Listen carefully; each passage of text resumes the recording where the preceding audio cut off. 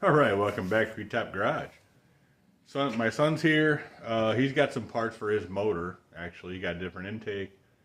And what else did you get? Fuel pump, right? Yeah. And some other stuff. We'll go over that in a little bit. I got to finish the Subaru up. Wheel bearing's kind of kicking my ass. It's in there pretty good. And then I'm hoping to get some stuff cleaned up, mess with these motor mounts a little bit. We'll see how far we get. So if you have not done it yet, give me a thumbs up. Definitely subscribe.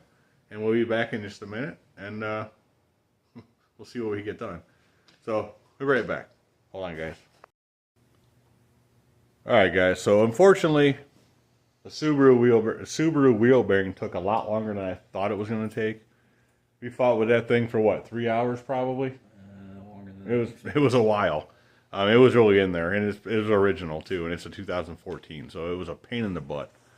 But while I was doing that, he went ahead and he put his new intake on. He got this higher, it's a taller single plane. The one he had before was a little short one. He wanted a taller one, so he got that.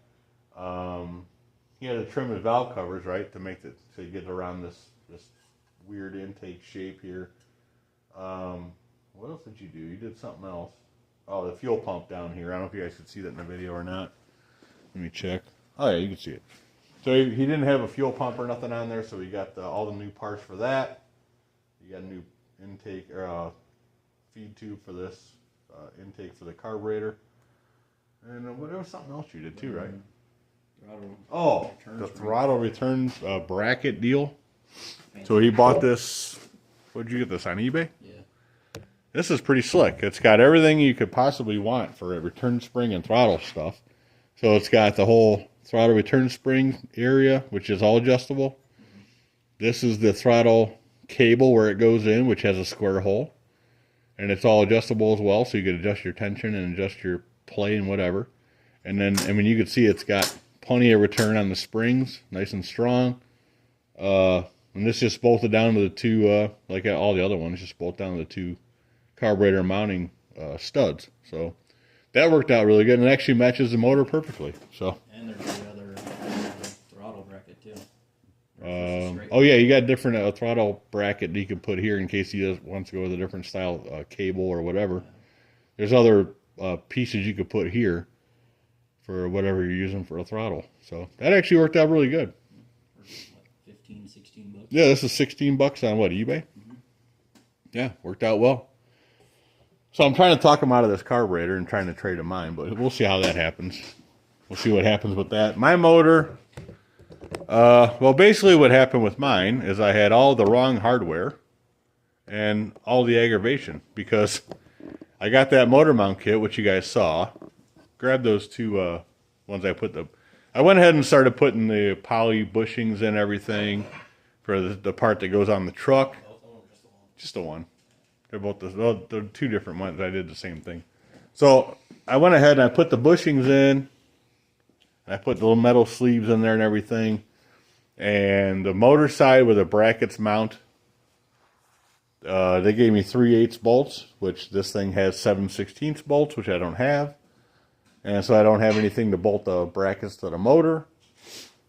So, and I don't have the bolts to mount the transmission to the motor.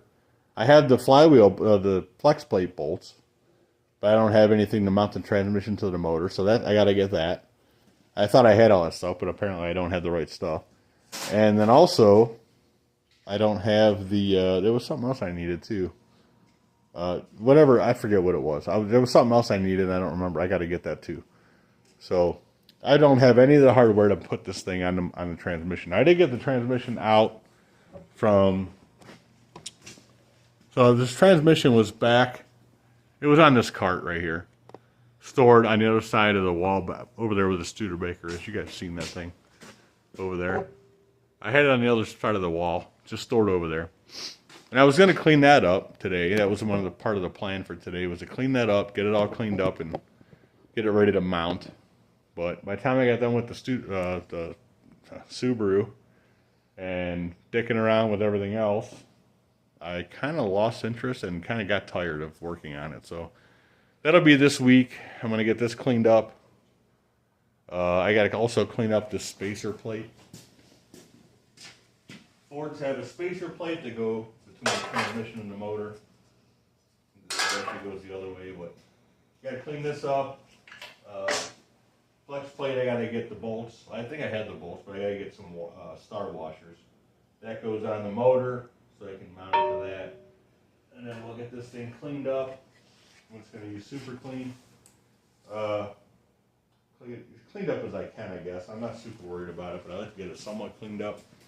And then maybe this next weekend we can actually get it set in the truck, I'm hoping. I guess I wasn't prepared for this whole getting everything together. I thought I had all the stuff and I didn't. So this is kind of more of an update video than anything, unfortunately. I didn't get any video of anything really because it was all just a bunch of aggravation on my part. So let me pause you and we'll be right back. Alright guys, just a quick side note because I think I mentioned this before but I never really said anything about it or showed it. So I got this thing all stained and clear coated. I moved this is my grandpa's old Kennedy box from back when he worked at Fisher Body back in he started there in the late 40s.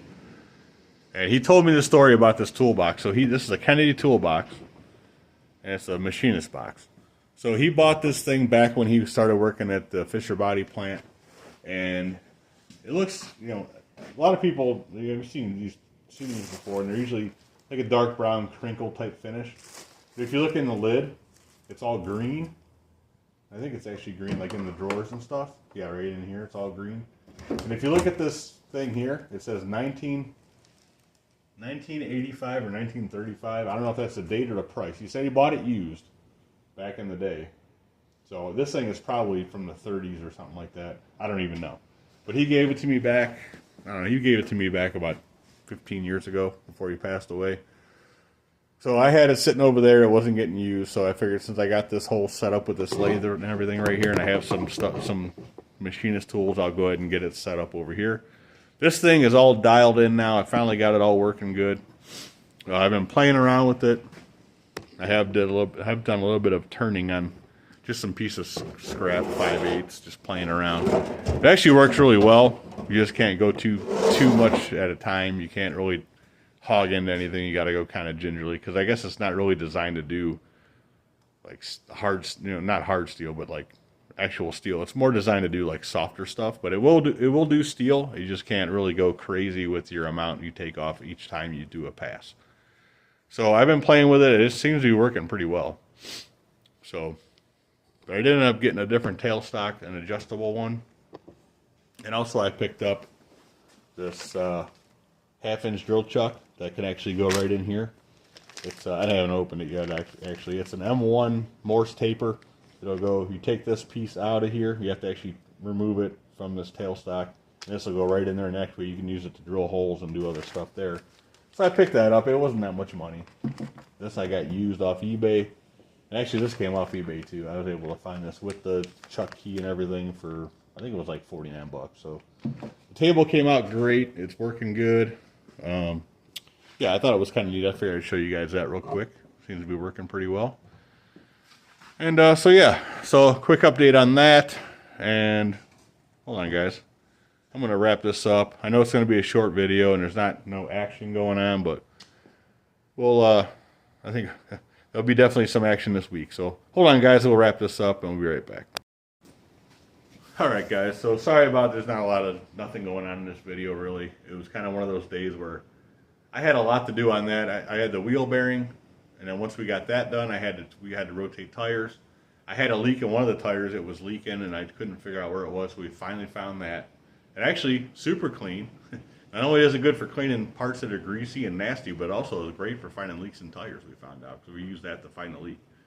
And then after I did all that, I went ahead and changed the oil, because it had a lot of miles on the oil. So it's all good to go now. I do need to change the spark plugs at some point, but I wasn't prepared to do that today. I didn't actually buy anything, so I got to get those and get it back in here and do that. But yeah, so that's all good to go now. Transmission probably be in the next day or two. I'll be cleaning that up. I'm probably just gonna do it in here because the weather's starting. It's gonna get cold again here in a day or two.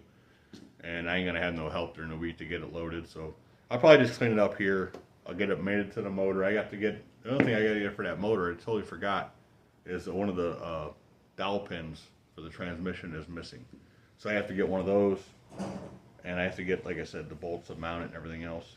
So we'll do that this week. Hopefully, I'll order some stuff maybe tonight or tomorrow, and then we'll hopefully get this thing mounted, ready to go in here by the weekend. I'm thinking I want to get it in here pretty bad because it's just kind of holding me up, and I want to get some stuff out of the way. So, anyways, his motor's turning out really good. He's just waiting on what, a flywheel, so you can put that trans on it, huh? Mid-February.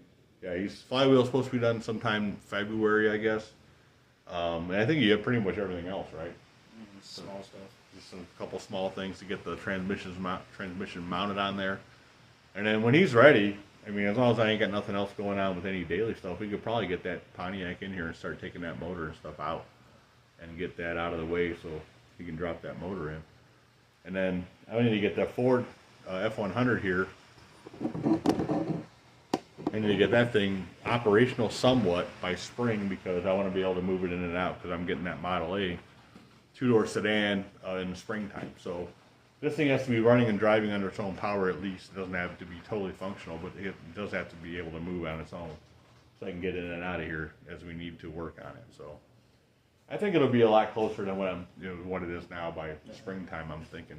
But anyways, guys. You tell him your options on engines for that thing so far? I have mentioned that, yes. Actually, he was just talking about the Model A motor option. So the plan right now for the Model A, the two-door from Honest Peyton Speed Shop, he has a guy that's local to him, I guess, within an hour or two of where he lives, that has a couple of running V8 flathead motors. I'm not sure what the year they are, and I know they run, but that's all I know about them. So I have an option to buy one or two of those if I want, whatever I want to buy there. I do have a Power Glide. I could probably get an adapter and put a Power Glide on that and put it in. Or my brother actually has a 283 that's completely rebuilt with a rebuilt 3-speed manual that's already connected to the motor. It's all pretty much all one piece. I could get that for a decent price. I don't know what I'm going to do yet. You guys let me know in the comments what you think I ought to do. It'd be badass with a flathead and a Power Glide, or even maybe a flathead with something else. I don't know. But also, I like the idea of having a Chevy V8 where I can just buy parts cheap. That's the downside about the flatheads is not easy to find parts for, and the parts when you do find them are very expensive. I would like to have something that's kind of fun to drive, not something that's got like 110 horsepower. You know what I mean? So I don't know what I'm going to do yet. We do have, what, a 350 over here we could probably redo. It'd probably be a little more money to do that, but we could do that too, obviously.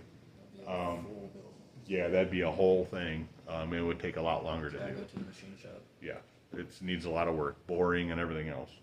So there's a few options there. I do have, like I said, I do have a Power Glide. We got some other parts laying around here. But there's also the option of maybe a V8 flathead with maybe a Power Glide adapter, or just a 283 with a 3-speed manual, or maybe even a 4-speed manual, because I think it's just got a couple of those too. And they're the same bell housing, you just bolt right on. So that could be an option too, to do a 4-speed.